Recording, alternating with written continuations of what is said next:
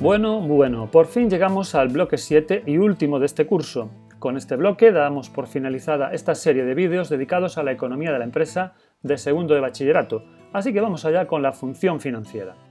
En primer lugar, debemos diferenciar lo que es la estructura económica de lo que es la estructura financiera de la empresa. Y para ello vamos a utilizar una herramienta que ya presentamos en el anterior bloque, el balance de situación de la empresa. El balance nos dice de dónde salen los recursos, su origen, y en qué se materializan, sus usos. Lo primero nos lo informa el neto más el pasivo, mientras que lo segundo nos lo dice el activo de la empresa. Vamos a ver un ejemplo. Imaginemos una empresa de reciente creación, por ejemplo, una empresa de transporte de mercancías. Cuando la empresa se crea, alguien tiene que aportar fondos para comenzar su andadura, y ese alguien son los socios. Los socios aportan dinero a la empresa para que ésta pueda adquirir aquellas cosas que necesita. Pongamos, por ejemplo, que los socios aportan 30.000 euros. ¿Dónde figurará esta cantidad? Pues, evidentemente, como hemos estudiado con anterioridad, van a estar en el neto patrimonial, en el capital social. Lo que nos dice esta anotación es que ese dinero procede de los socios. ¿Y en qué se materializa? ¿A qué finalidad se aplican esos fondos? De momento se van a quedar en forma de efectivo, hasta que los dueños de la empresa decidan si comprar un determinado modelo de furgoneta u otro, si alquilar una oficina, si comprar mobiliario, en fin, hasta que decidan el destino de esos fondos. Así que ahí los tenemos, en el activo, esperando. Sin embargo, en cuanto el empresario decida qué hacer con ese dinero, ya le tendremos otra ocupación, otro destino. Imaginemos que ya ha decidido el modelo de furgoneta a comprar y que esa furgoneta le cuesta 20.000 euros. El balance nos quedaría, por tanto, de esta manera: 30.000 euros procedentes de los socios que se materializan en 10.000 euros en efectivo y 20.000 euros en una furgoneta. Origen y destino de los fondos. Pero las cosas no acaban ahí. Una empresa puede pedir dinero prestado a un banco para, por ejemplo, comprar mobiliario, equipos informáticos, y en este caso, por ejemplo, si pedimos 10.000 euros adicionales al banco, nos entrarían ¿por dónde? Pues por el pasivo. Pasivo corriente, si hay que devolverlos antes de un año, o pasivo no corriente, si se devuelven a partir en más de un año. ¿Y en qué se materializarían? Pues en primer lugar en efectivo. Efectivo que una vez hecha la compra se transformaría en unos muebles y en un ordenador. Y así podríamos seguir realizando más y más operaciones: comprar combustible a un proveedor, y dejárselo a deber unos días, prestar servicios de transporte a unos clientes y permitirles que nos lo paguen dentro de un mes, comprar material de oficina, etcétera, etcétera. La vida de una empresa no se detiene y todos los días se hacen cosas. Y esa actividad, por supuesto, tiene su reflejo en las cuentas de la empresa y, por lo tanto, en el balance.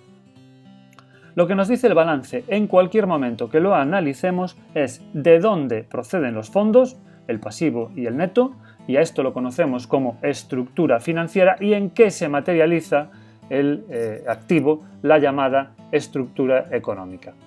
Estructura financiera, por tanto, el pasivo, y estructura económica, el activo.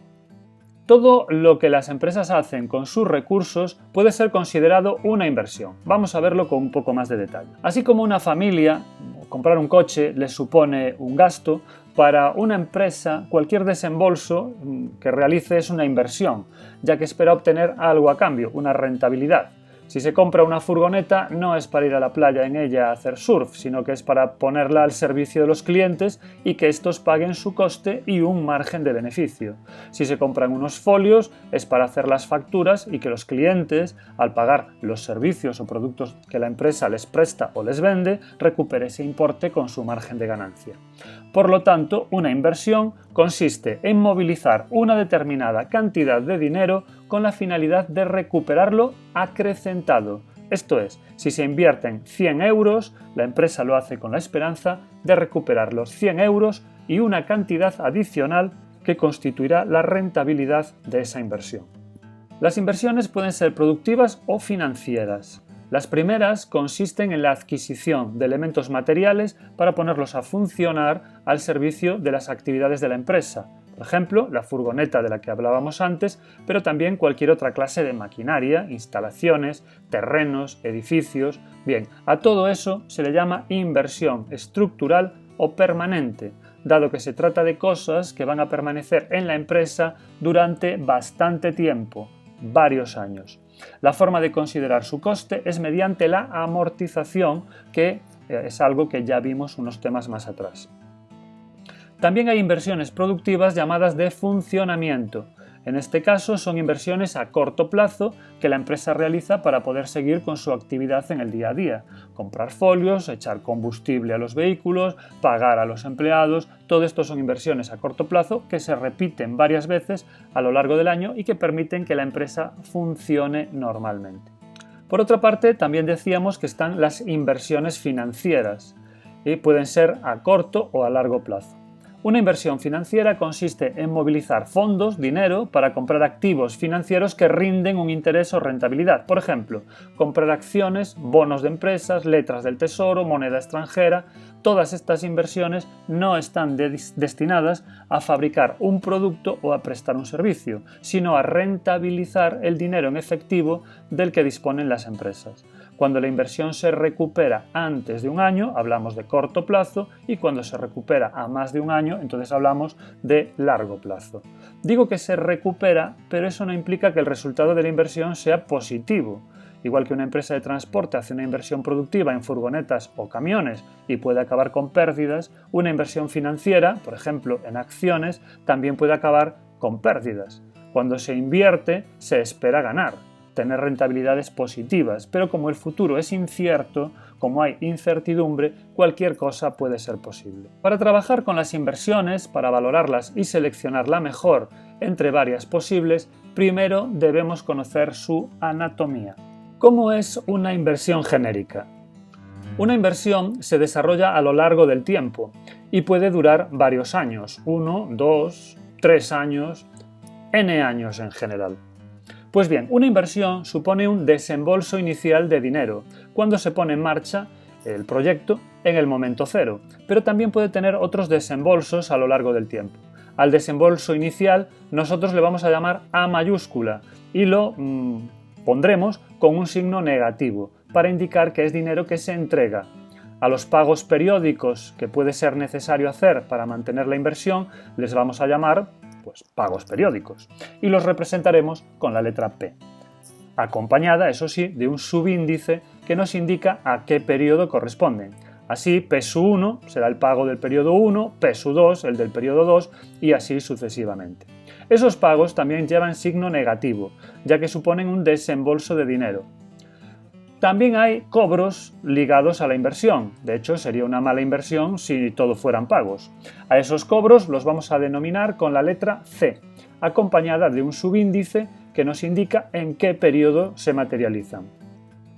A la diferencia entre los cobros y los pagos de cada periodo le vamos a llamar flujo neto de cada periodo y lo denotaremos por la letra Q, acompañada de un subíndice que nos dirá a qué periodo corresponde. Además, toda inversión tiene un plazo asociado que se subdivide en periodos de tiempo. Nosotros, para mayor sencillez, vamos a suponer que los periodos de tiempo son años. Así, si hay 3 periodos, supondremos que se trata de 3 años. Esto es una simplificación, por supuesto, pero para empezar a trabajar con estas cuestiones es mejor hacerlo así e ir añadiendo complicaciones a medida que se vaya avanzando. Lo que nos interesa en bachillerato es hacernos una idea del funcionamiento de las cosas más que estudiarlas exhaustivamente. Bien, pues lo único que nos falta es otro elemento clave de cualquier inversión, el tipo de interés al que vamos a llamar I. Este tipo de interés puede estar dado de forma explícita, como cuando pedimos un préstamo y nos dicen que nos van a cobrar el 7%, o puede desprenderse de la inversión, como cuando compramos unas acciones por 100 euros y las recuperamos por 103 euros al cabo de un año. En este caso, el tipo de interés resultante sería, obviamente, el 3%. En nuestros ejercicios de clase, el tipo de interés se facilita como un dato más de la inversión. Así las cosas, podemos representar una inversión de esta manera, como una línea temporal que empieza en el momento presente y se subdivide en periodos anuales. En el momento presente, hoy, se hace un desembolso inicial, menos A, y cada año hay cobros y pagos que nos proporcionan un flujo neto. Sobrevolando la inversión, tenemos un tipo de interés que lo rige todo. Esta es la inversión a la vista. ¿Qué podemos hacer con esta información? Bueno, pues ahora lo veremos. En primer lugar, debemos aprender que hay dos cosas que se pueden hacer con el dinero desde el punto de vista financiero.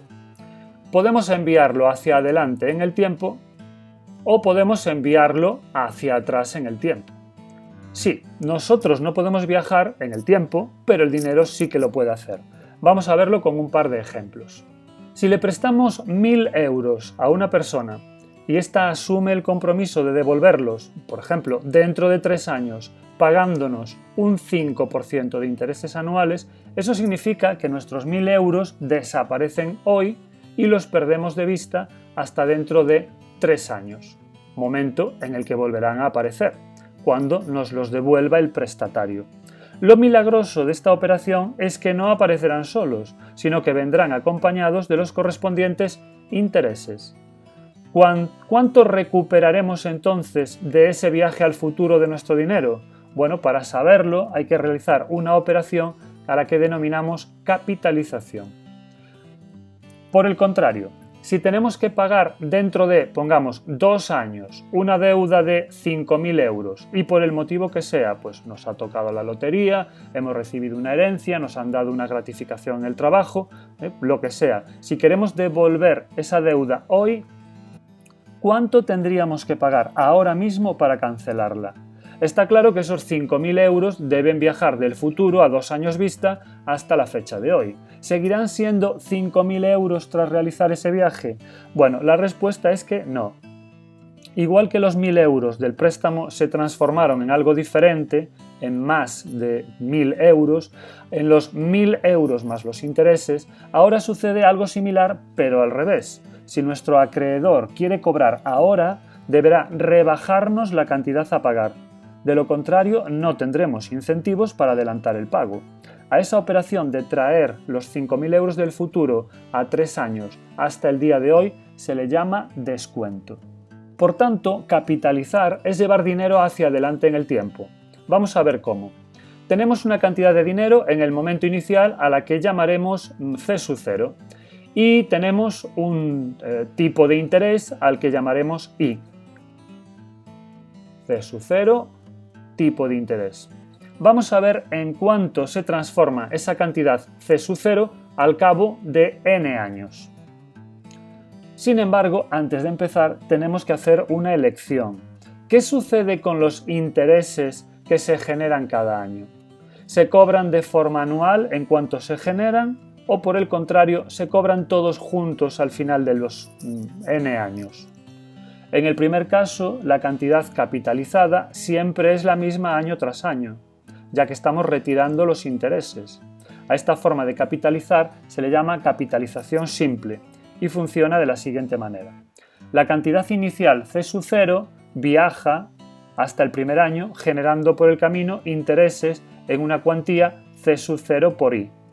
Al llegar a esa primera parada, suelta los intereses y se queda de nuevo en la cantidad inicial C sub 0 que recorre un nuevo año volviendo a generar en su recorrido nuevos intereses en una cuantía, efectivamente lo habéis adivinado, C sub 0 por I.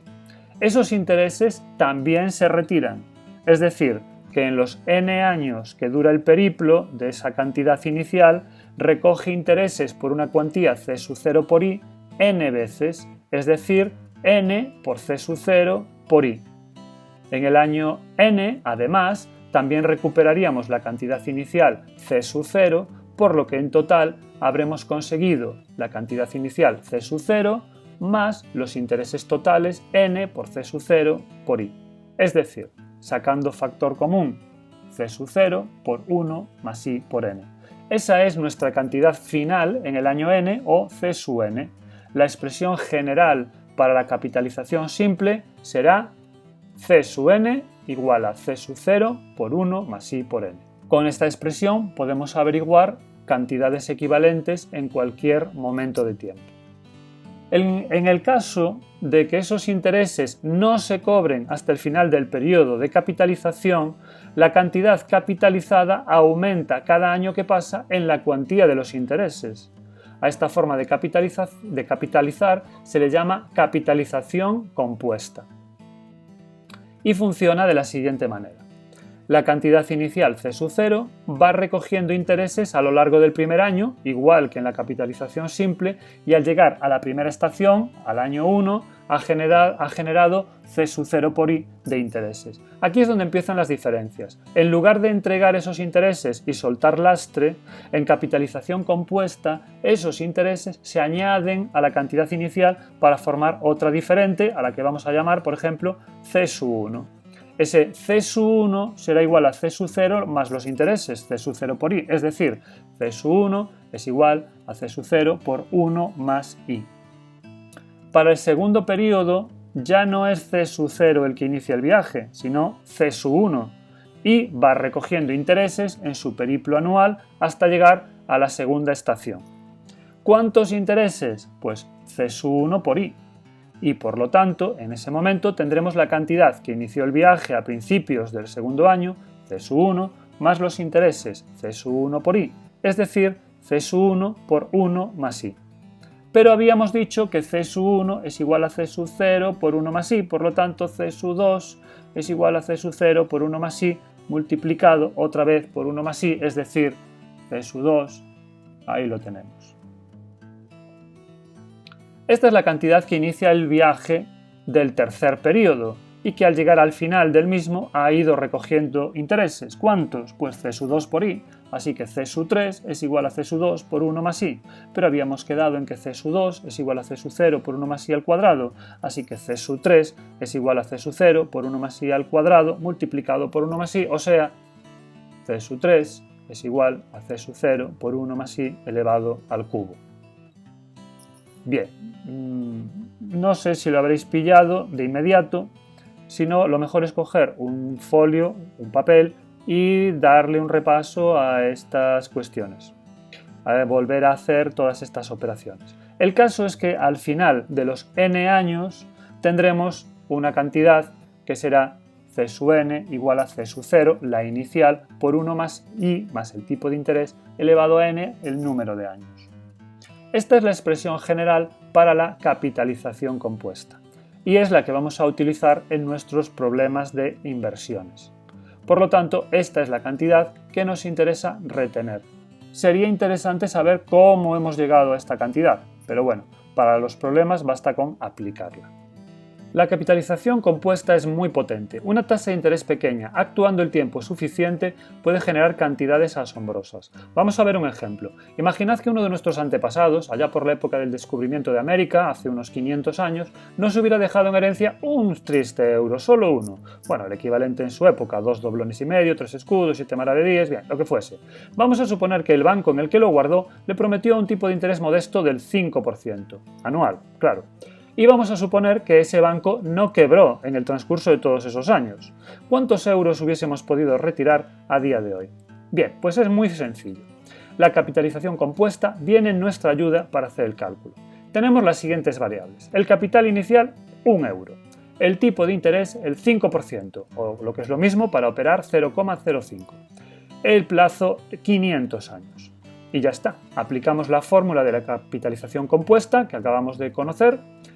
Sustituimos cada cosa por su valor, operamos en nuestra calculadora, tac, tac, tac, tac, tac, y espera, no puede ser. 39.000 millones de euros. Pues sí, salid de vuestro asombro, es correcto, no nos hemos equivocado al teclear, son las cosas de la capitalización compuesta. ¿Y qué pasa con el descuento? Bueno, como dijimos un poco más atrás, el descuento es llevar dinero hacia atrás en el tiempo. Lo que hacemos es coger una cantidad que está fechada en un momento futuro, como el año n, y nos la llevamos al momento inicial, para averiguar su cantidad equivalente a la que llamamos C sub 0. En este caso, para averiguar la fórmula matemática que nos permite hacer tal cosa, lo único que vamos a hacer es despejar C sub 0 en la fórmula de la capitalización. Así que sacamos a un lado C sub 0, que es la variable que ahora desconocemos, y nos queda que C sub 0 es igual a C sub n dividido por 1 más i elevado a n, o lo que es lo mismo, C sub 0 es igual a C sub n por 1 más i elevado a menos n. Esta es la fórmula que utilizaremos en nuestros ejercicios. Es una fórmula también importante y que hay que conocer, pero conociendo la de la capitalización compuesta, conocemos la del descuento. Antes de continuar, vamos a ver un par de ejemplos. En el primero, una empresa debe devolver una deuda de 150.000 euros dentro de 2 años, pero como ha conseguido fondos, decide devolver el dinero en este momento. Si el tipo de interés pactado con su acreedor es el 7%, ¿cuál será la cantidad que deberá desembolsar ahora, en este momento, en el presente, para saldar la deuda? Obviamente se trata de un descuento, ya que hay que traer esos 150.000 euros del futuro, del año 2, hasta el momento actual, así que tenemos que aplicar la fórmula del descuento. Lo único que tenemos que hacer es sustituir en esa fórmula del descuento los valores correspondientes y la cantidad que buscamos pues es 131.015,81 euros. Para saldar esa deuda de 150.000 pagaderos dentro de 2 años, hoy habría que pagar esos 131.000 euros que acabamos de calcular. Podríamos decir que esos 131.000 euros hoy son equivalentes a los 150.000 euros de dentro de 2 años. Otro ejemplo. En este caso, una empresa decide invertir 40.000 euros en unos bonos que le rentuarán un 5% durante 3 años. Averigua cuánto dinero obtendrá al cabo de ese tiempo. Bueno, pues se trata, por supuesto, de un ejercicio de capitalización, ya que lo que hacemos es llevar dinero de hoy al futuro de dentro de 3 años. Así que nada más sencillo que aplicar la fórmula de la capitalización que ya conocemos y sustituir los valores, el capital inicial, el tiempo, el tipo de interés y operar. Resultado, 46.305 euros. Por lo tanto, dentro de 3 años obtendremos 46.305 euros a cambio de dejar 40.000 euros hoy en los bonos. Siempre que se capitaliza, se obtiene una cantidad mayor de dinero, mientras que cuando se descuenta sucede lo contrario, obtenemos una cantidad inferior.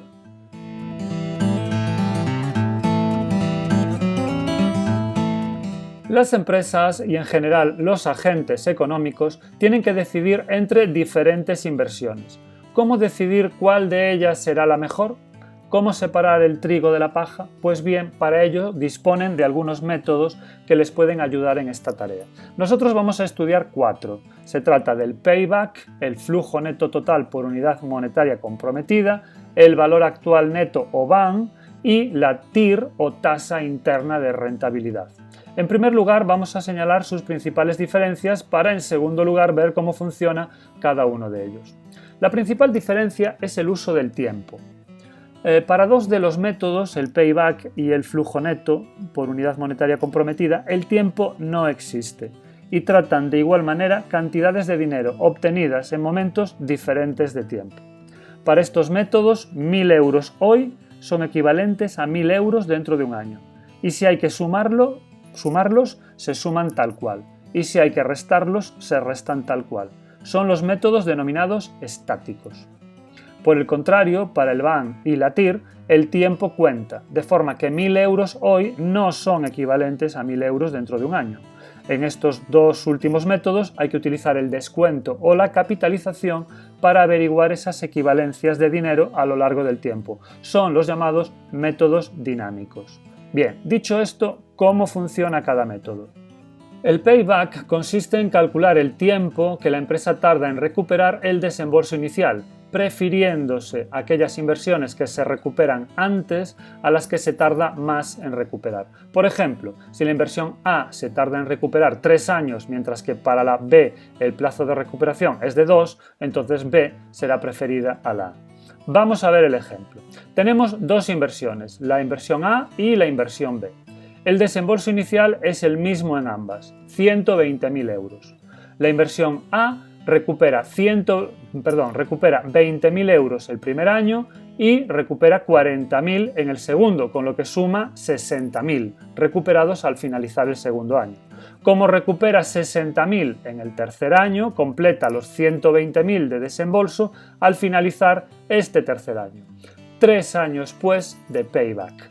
Por su parte, la inversión B recupera 80.000 euros el primer año y 40.000 en el segundo, con lo que en 2 años ha recuperado el desembolso inicial. Su payback, por tanto, es de 2 años, uno menos que la inversión A. Y por lo tanto, ¿cuál se preferirá? Pues con el criterio de preferir aquella que dura menos, preferiremos la inversión B a la inversión A.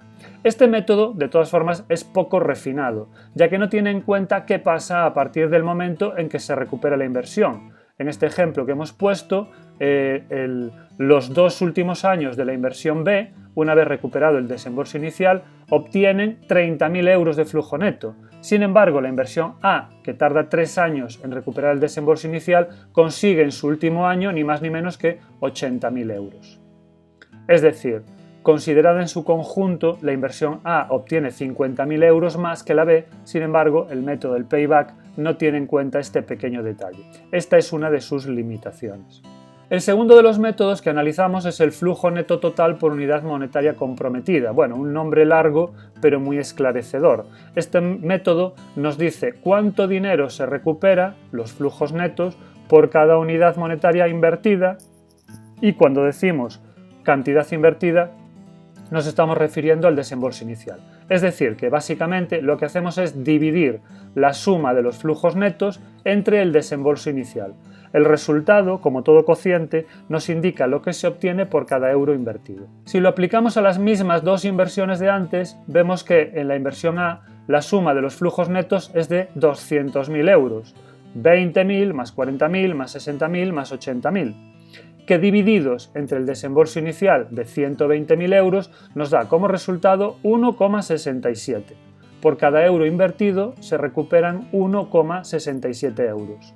En la inversión B se divide la suma de flujos, 80 más 40 más 20 más 10, lo que nos da 150.000 euros entre el desembolso inicial, que también es de 120.000, y el resultado en este caso es de 1,25.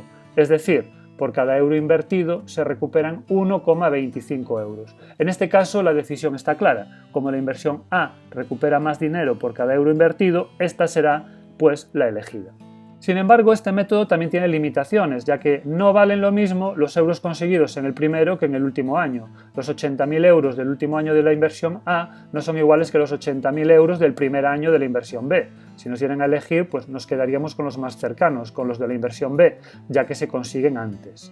Para corregir estos problemas relacionados con el momento de obtención de los flujos netos, se idearon los métodos dinámicos, el VAN y la TIR.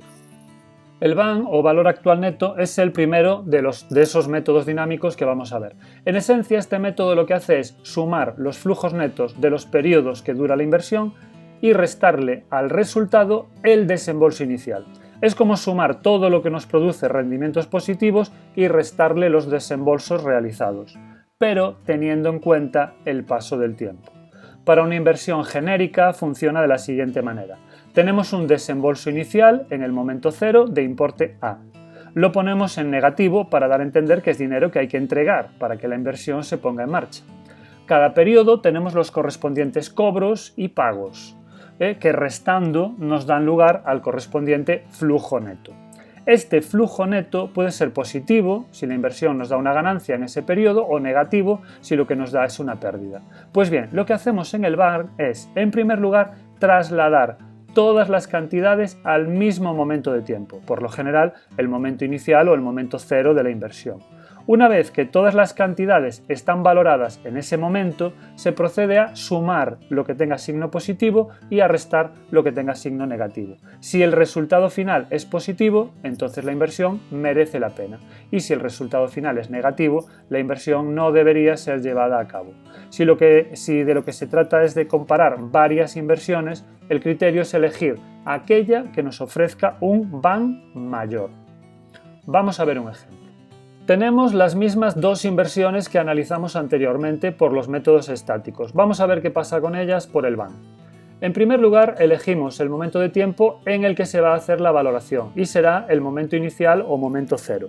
Para ello debemos valorar todas las cantidades en ese momento. El desembolso inicial, al realizarse en el momento cero, se queda tal cual, pero todas las demás cantidades deben ser trasladadas a ese momento. Como todas son posteriores, la operación que debemos hacer es un descuento. Es decir, vamos a utilizar la fórmula del descuento vista anteriormente.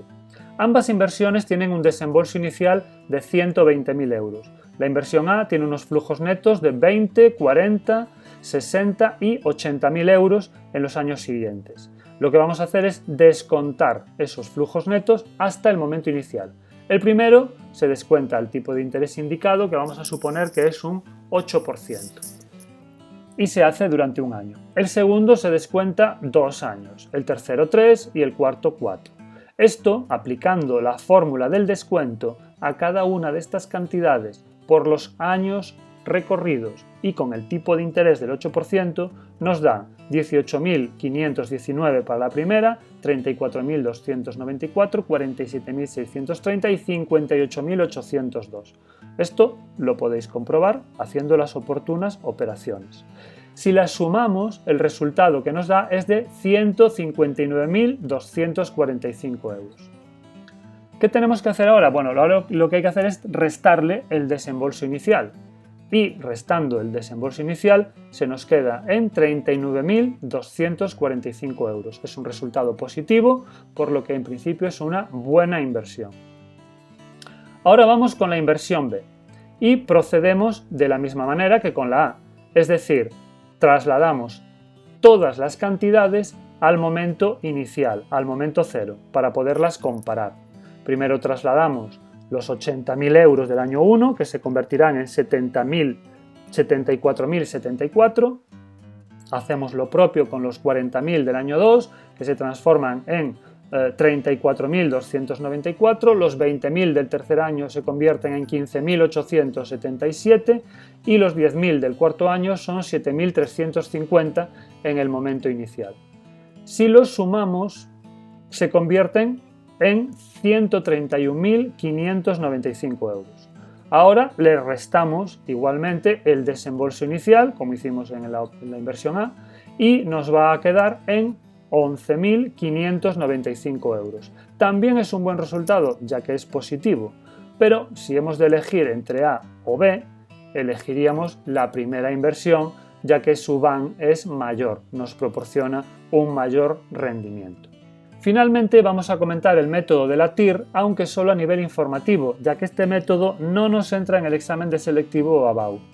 La TIR, o tasa interna de rentabilidad, es el tipo de interés que hace que el VAN sea cero.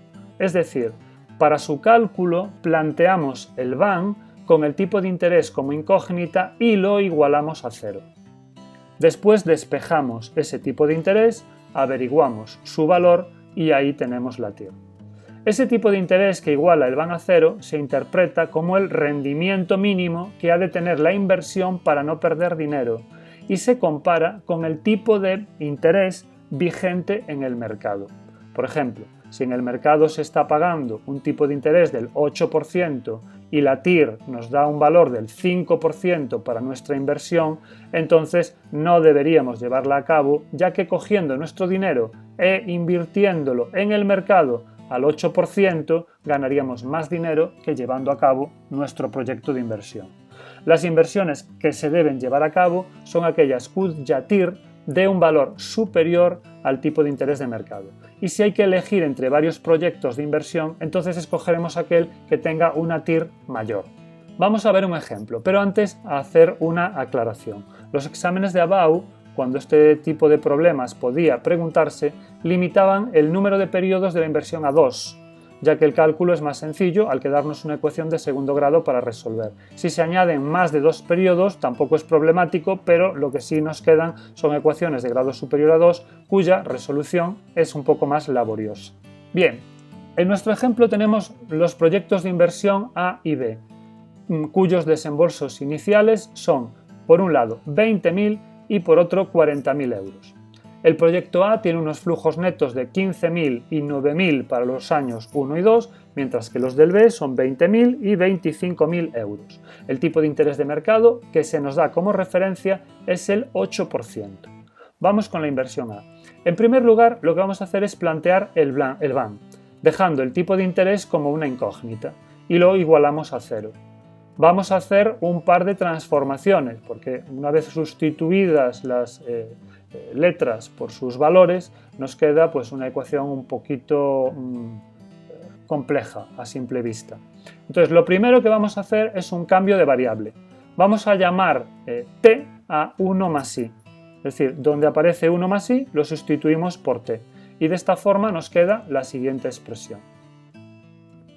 En segundo lugar, vamos a eliminar ceros porque la verdad estorban un poco. Así que lo que vamos a hacer es dividirlo todo por 1000. Y nos queda la siguiente expresión. En tercer lugar, lo que vamos a hacer es eliminar esos poco atrayentes exponentes negativos. ¿Y cómo lo hacemos? Bueno, pues multiplicando todos los miembros de la expresión por t al cuadrado. De esa manera nos queda,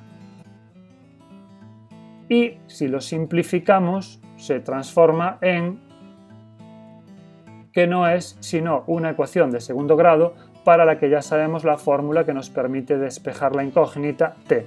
La ya famosa expresión menos b más menos raíz de b al cuadrado menos 4c partido 2a. Bien, esta la sabemos desde hace tiempo. Si la aplicamos, lo que nos da es dos soluciones, una positiva y otra negativa. La negativa no tiene sentido económico, así que nos quedamos con la positiva. Como este resultado es t y nosotros lo que buscamos no es t, sino i, lo que tenemos que hacer es despejar en la expresión del cambio de variable anterior, de manera que el resultado final para i va a ser 0,1434, es decir, i es igual a un 14,35%. Como este resultado es mayor que el 8% de referencia del mercado, lo que nos dice esto es que la inversión debe ser llevada a cabo o puede ser llevada a cabo. Hacemos lo mismo con la inversión B. Igualamos el van a 0. Hacemos el cambio de variable. Simplificamos los ceros, dividiendo por 1000. Multiplicamos por t al cuadrado para obtener la ecuación de segundo grado. Resolvemos y nos quedamos con el valor positivo. Despejamos en 1 más i igual a t y nos queda que i es igual a 0,0875, es decir, un 8,75%. Este 8,75% es mayor que el tipo de mercado, el 8%, pero es muy inferior al valor de la inversión A, por lo que de tener que escoger entre el proyecto A y el proyecto B, nos quedaríamos con el A, que nos da un mayor valor de la TIR. Y estos son los problemas que nos podríamos encontrar en este tema de análisis de inversiones. No son complicados, así que lo único que tenemos que hacer es practicarlos un poquito más para ser capaces de entenderlos.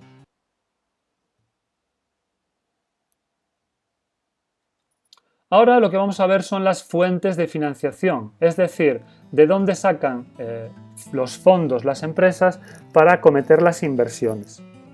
Esas inversiones que hemos estado analizando hasta hace un momento y lo que vamos a ver es el origen de los fondos que utiliza la empresa. Recordemos que el balance nos indica los fondos disponibles para la empresa y además nos dice su origen. Así podemos hablar de financiación interna o externa. La interna será aquella que se genera dentro de la propia empresa a través de su actividad, mientras que la externa es la que procede de fuera de la empresa y es proporcionada por terceros. Por ejemplo, si tuviéramos que clasificar como interna o externa las siguientes fuentes de financiación, ¿a dónde irían? ¿Dónde colocaríamos el capital social? Es muy frecuente pensar que el capital social es financiación interna, pero en realidad eso es un error. Y es un error porque el capital social tiene su origen en el bolsillo de los socios, que son personas jurídicas diferentes de la propia empresa. Por lo tanto, aunque el capital social sea propiedad de la empresa y no tenga la obligación de devolverlo a los socios, es financiación externa. Pensemos en una ampliación de capital, por ejemplo, para adquirir nueva maquinaria. ¿De dónde proceden esos fondos? Puede ser que los aporten los antiguos socios rascando de nuevo en sus bolsillos, o puede ser que lo aporten nuevos socios. En cualquier caso, no ha sido la empresa la que ha generado ese dinero, ya que en este caso no hubiera necesitado pedírselo a los socios. ¿Qué pasa con un préstamo bancario? Bueno, pues en este caso está bastante claro que el dinero procedente de un préstamo tiene su origen fuera de la empresa y que es financiación externa. Y no solo eso, sino que además es un dinero de ida y vuelta, ya que hay que devolverlo. ¿Qué pasa con las reservas? Las reservas también son un caso claro, financiación interna. Es muy fácil verlo si pensamos en el origen de esas reservas, de dónde proceden. La respuesta es que de los beneficios. La empresa, con su actividad, genera beneficios y cuando una parte de los mismos se destina a reinversión, en lugar de repartirlo a los socios, se queda dentro de la propia empresa en forma de reservas. Por lo tanto, se trata de financiación interna. ¿Qué pasa con los fondos de amortización? Bueno, este es un caso sencillo, pero complicado a la vez. Sencillo porque la empresa amortiza sus equipos con los fondos que ella misma genera a través de su actividad.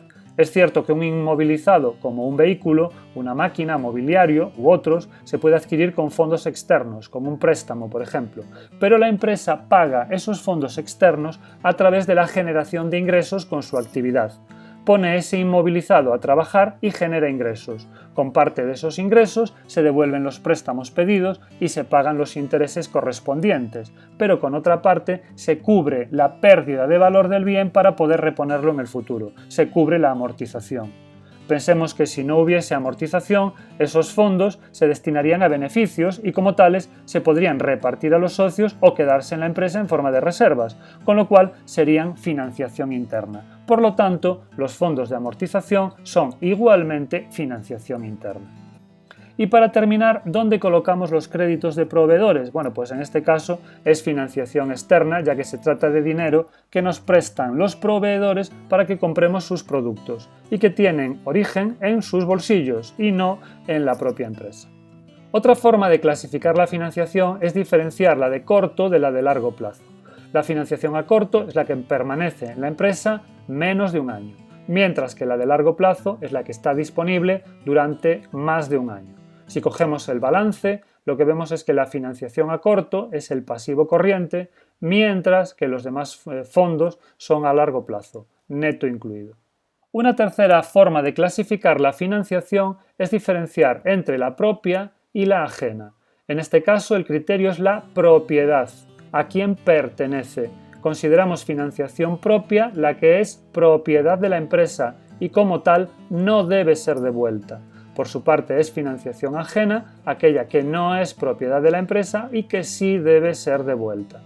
Revisemos las mismas partidas de antes. El capital social está claro que es propia, ya que los socios no pueden reclamar su devolución. Como mucho, la empresa tiene una obligación débil con los socios que es la de repartirles beneficios, pero solo en el caso de que los haya.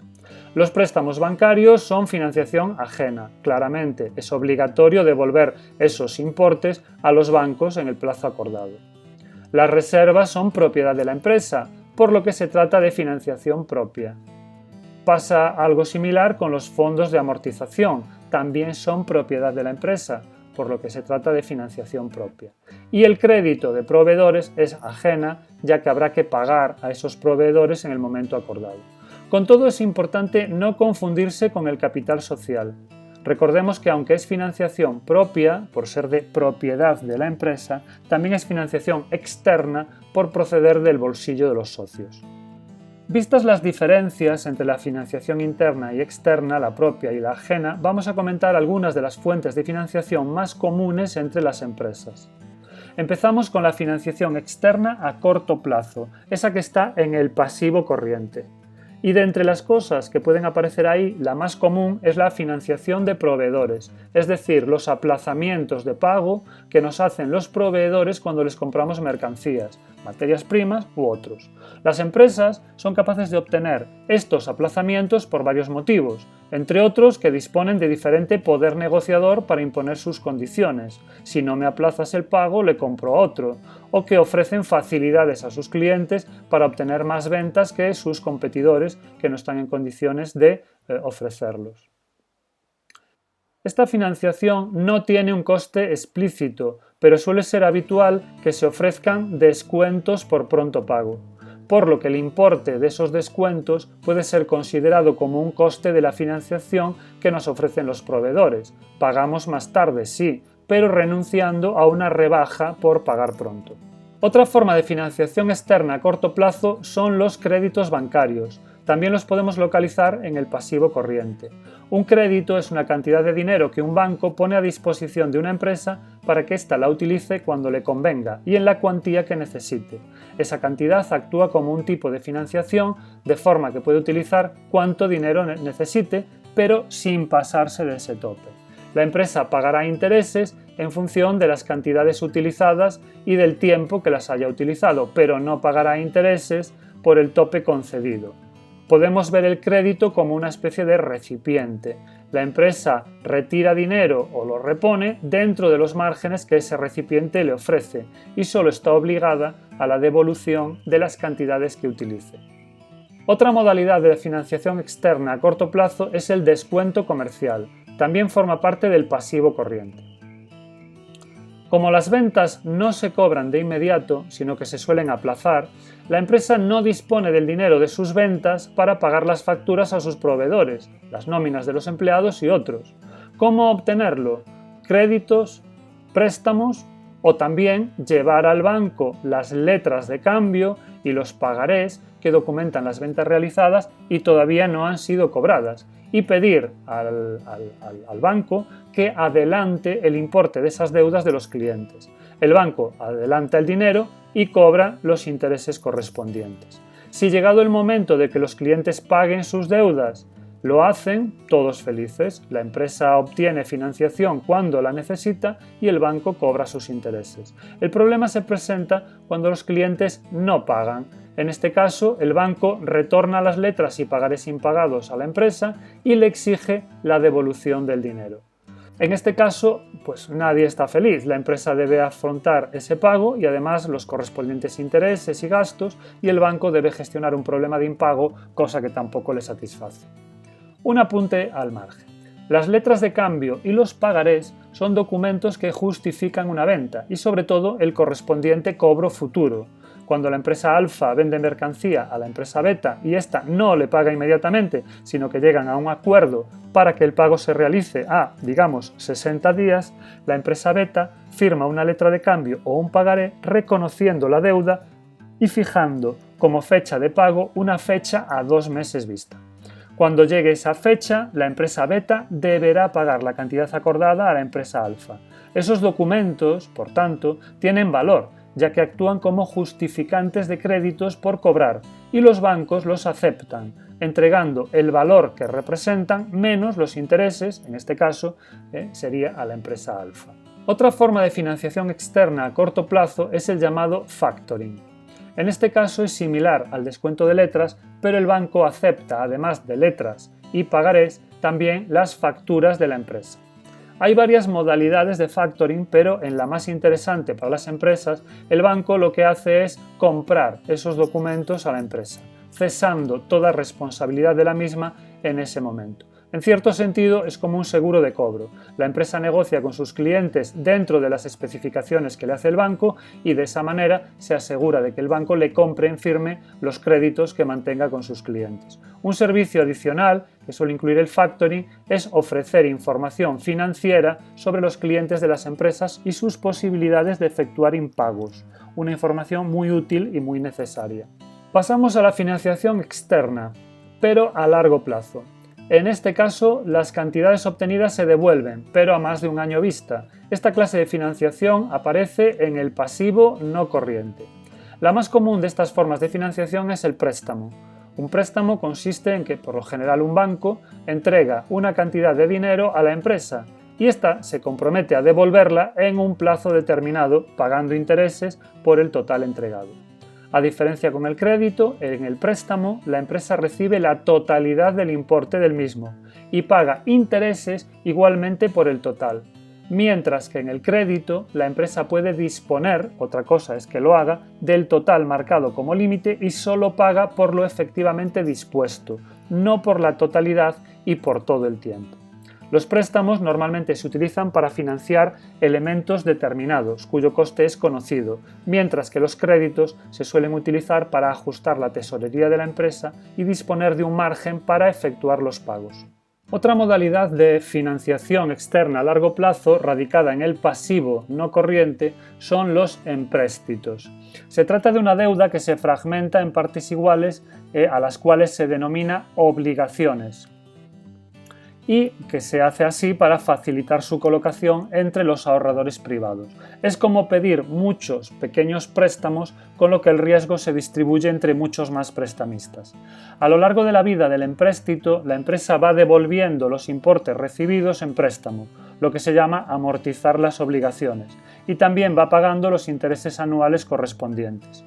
Como se trata de financiación a largo plazo y el importe está fragmentado, no todos los acreedores reciben la devolución de su inversión al mismo tiempo. Por eso los títulos se amortizan de forma gradual. Y el método para decidir los títulos que se amortizan anualmente es un sorteo. Un inciso. Para explicar las diferencias entre las acciones y las obligaciones, que obviamente no son lo mismo y es difícil confundir, pero que en alguna ocasión han sido objeto de pregunta en las pruebas de ABAU. En este cuadro vemos bien las principales. Las acciones tienen un propietario que se llama accionista, mientras que el propietario de obligaciones se llama obligacionista. Las acciones son una parte alícuota, es decir, igual, idéntica, del capital de una sociedad, mientras que en el caso de las obligaciones son partes iguales, alícuotas, pero de una deuda. En las acciones, los accionistas son propietarios de la empresa, mientras que los obligacionistas son acreedores de la empresa. Las acciones proporcionan beneficios a sus propietarios cuando la empresa los reparte, mientras que las obligaciones les proporcionan intereses. El importe de las acciones no se recupera, en el sentido de que la empresa no tiene obligación de devolver ese dinero a los socios, mientras que las obligaciones se amortizan a vencimiento, es decir, el obligacionista recupera el importe invertido. Bien, otra forma más de financiación externa a largo plazo es el leasing. Siendo como es financiación de largo plazo, su origen está en el pasivo no corriente.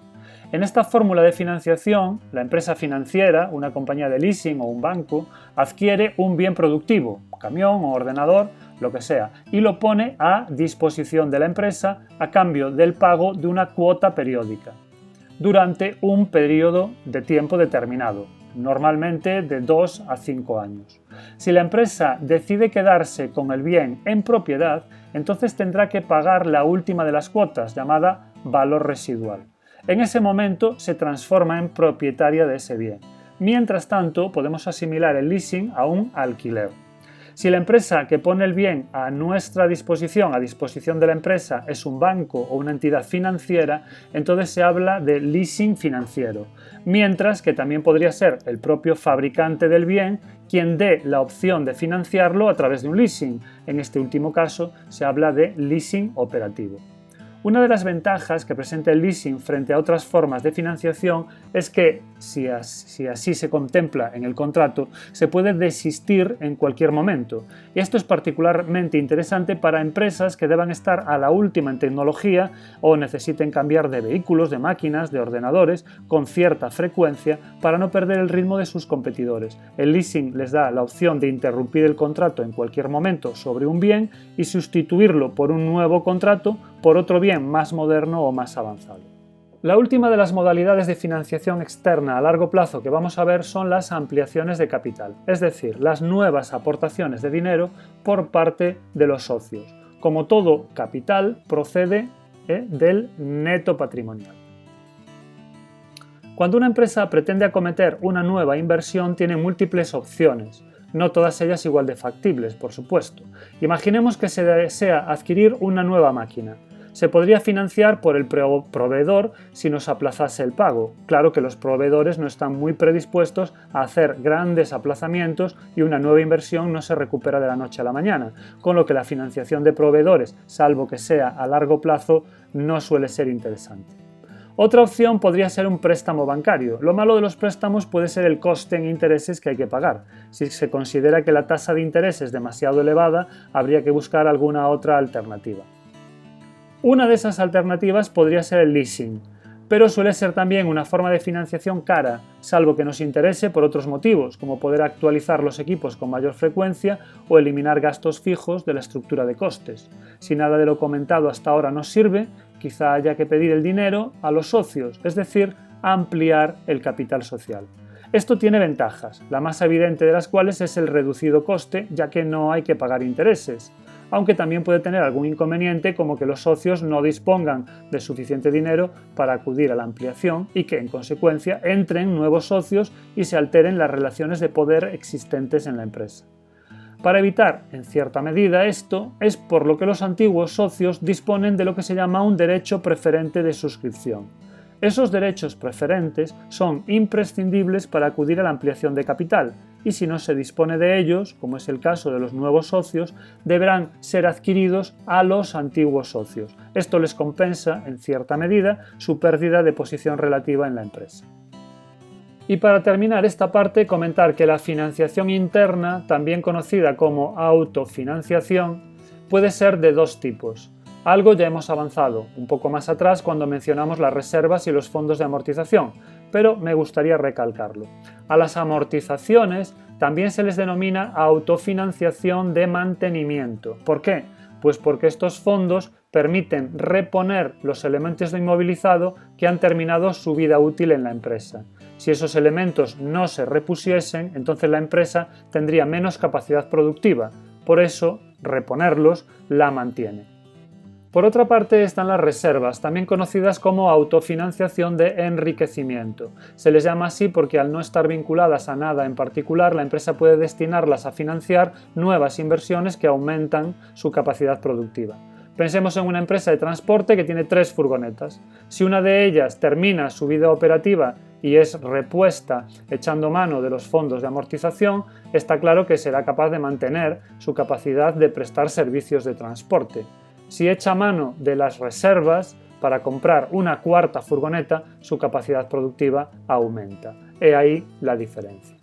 Y para terminar este tema, y con él el temario de este curso, vamos a revisar en un caso y a presentar en otro los dos ciclos que nos interesa conocer. El ciclo de producción y asociado con él el periodo medio de maduración. El ciclo de producción ya lo vimos en los primeros temas, así que no incidiremos mucho sobre él. Tan solo mencionar que se compone de una serie de fases sucesivas que comprenden todas las actividades de la empresa, desde que llegan las materias primas hasta que el producto sale para la venta. En primer lugar, la fase de aprovisionamiento, en la que la empresa se hace con todos los insumos necesarios para poder producir. Después, la fase de almacenamiento de esos insumos, en la que se dejan listos para poder ser utilizados en la tercera fase, que no es otra que la fase de producción o fabricación, durante la cual se transforman en el producto que hace la empresa. Ese producto se almacena hasta que se produce la venta y vuelta a empezar. Hay que destacar dos cosas. La primera es que estas fases pueden ser simultáneas. Una empresa automovilística está fabricando los coches, pero a la vez los está vendiendo y al mismo tiempo está recibiendo piezas de sus proveedores. La segunda es que las compras a proveedores y las ventas a clientes llevan aparejados, como es natural, pagos y cobros, pero estos no tienen por qué ser simultáneos. Como ya sabemos, una compra se puede pagar a varios días, semanas o meses vista después de ser realizada y lo mismo sucede con las ventas. Por su parte, el periodo medio de maduración es el tiempo que por término medio transcurre desde que la empresa invierte 1 euro en materias primas hasta que lo recupera a través del cobro a los clientes. Es por tanto una cantidad de tiempo media que se medirá en días, en horas o en la unidad de tiempo que resulte más conveniente. Se compone de varios subperíodos. El periodo medio de almacenamiento, que es el tiempo que, por término medio, permanecen las materias primas en los almacenes de la empresa antes de ser utilizadas en el proceso de fabricación. El periodo medio de fabricación, que es la cantidad de tiempo que, por término medio, se tarda en fabricar el producto que hace la empresa. El periodo medio de venta, que es la cantidad de tiempo que, por término medio, se tarda en vender el producto una vez que está fabricado. Y finalmente, el periodo medio de cobro, que es la cantidad de tiempo que, por término medio, se tarda en cobrar el producto desde que ha sido vendido. Todos ellos, sumados, constituyen el periodo medio de maduración. Pero aún hay más. Si tenemos en cuenta lo que tardamos en pagar a nuestros proveedores por término medio, obtenemos el periodo medio de proveedores. Así las cosas, nos aparece el periodo medio de maduración financiero, que se obtiene restándole al periodo medio de maduración el de proveedores. Lo que esto nos indica es la necesidad o no de financiación que puede tener la empresa y la cantidad de tiempo que se necesitaría para esa financiación. Un dato de lo más interesante, ya que en caso de ser amplia, quizás sería necesario recurrir a otras fuentes de financiación como el crédito. Y hasta aquí hemos llegado. Con estas cuestiones relativas a la financiación terminamos este curso de segundo de bachillerato de economía de la empresa, que ya eran horas. Espero sinceramente que estos vídeos os hayan resultado de utilidad. También espero que el vídeo os haya gustado y ayudado, y nos vemos cuando queráis, porque esta colección completa de vídeos seguirá en el canal a vuestra disposición para cuando necesitéis refrescar algo o volver a preparar alguna cosa. En cualquier caso, muchas gracias por vuestra atención y a seguir con mucho ánimo. En nada tenemos esas pruebas de ABAU y estoy convencido de que os van a salir muy bien. ¡Hasta siempre!